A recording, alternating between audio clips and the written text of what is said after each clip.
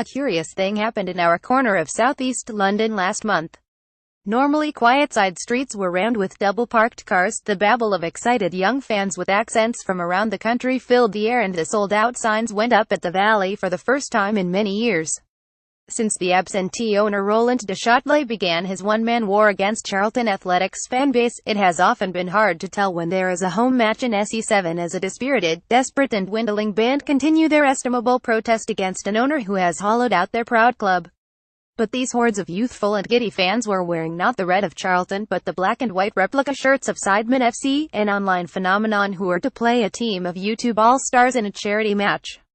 As just the latest iteration of a dizzying set of developments that have left those of us who find the prospect of watching clips of other people playing the video game FIFA as baffling as parents of the 1950s found a Chuck Berry 45, it was a sign that something is shifting.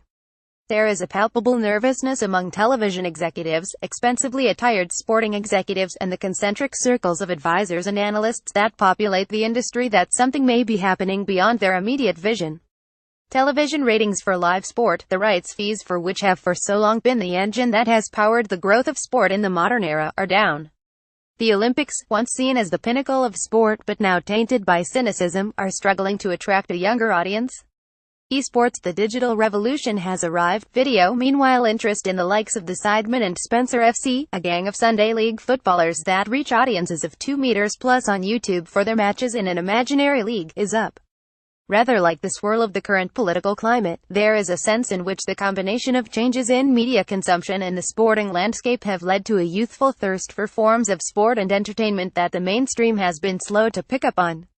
Perhaps it should be no surprise that as the old places where the young carved out an identity away from their parents, football grounds and concert arenas, have become the overpriced domain of their elders, they should seek out new ways of defining themselves against previous generations and find these virtual spaces where they can gather, play and posture.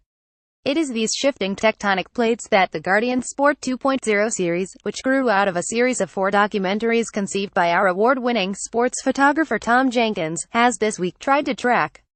How football is adapting to the demands of the digital world. Video as ever, future gazing is an inexact science. In trying to predict the future, it is impossible to escape the whiff of those much-parodied black and white documentaries that predicted we would all be traveling to work in hovercrafts.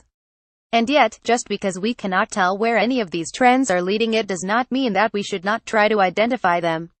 Our series of films and articles, from drone racing and driverless F1 to the debate over whether video gaming is a sport, from the concept of watching holographic players beamed in from the other side of the world to the challenges facing traditional formats to maintain an audience, have raised more questions than answers.